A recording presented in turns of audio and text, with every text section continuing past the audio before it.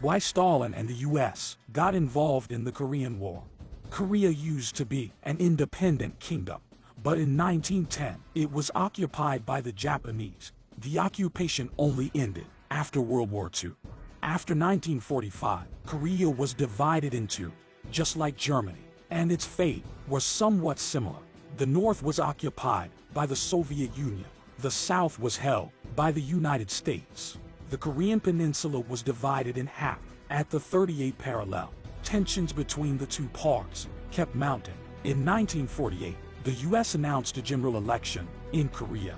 It was to be held under UN auspices.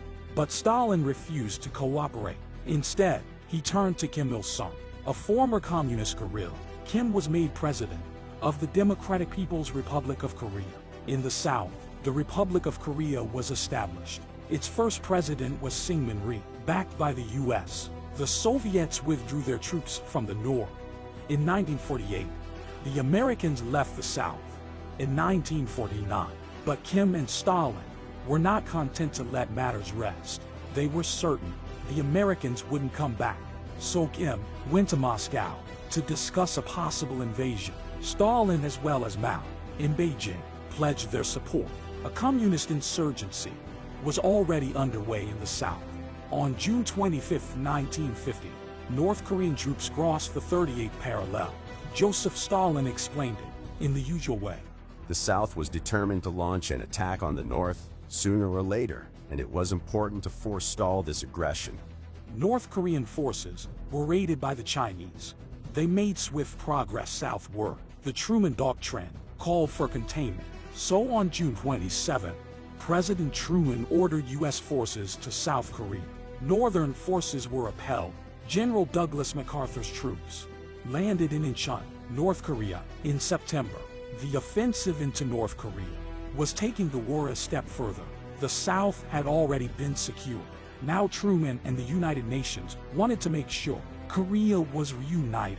But Stalin had been arming the North for 2 years, and Truman was shocked to discover the U.S. was underprepared.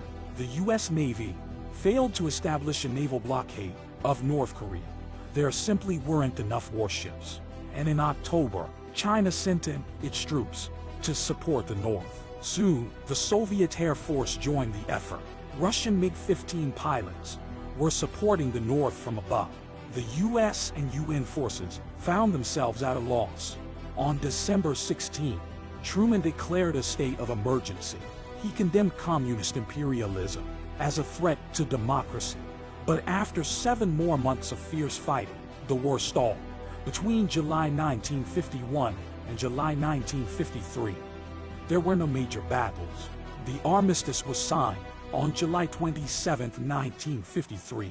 It drew a new international border, divided by the infamous DMZ. Yet both sides still see it as a temporary partition.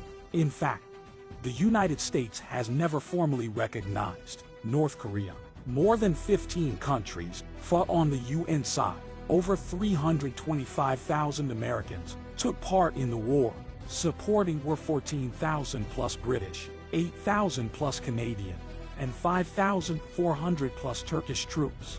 South Korea had 603,000 fighters versus 266,000 North Koreans. Yet the North was supported by a whopping 1,450,000 Chinese troops. The Soviets sent 26,000. As a result, over 2.5 million people died. By the time Vietnam rolled around, Korea had become known as the Forgotten War.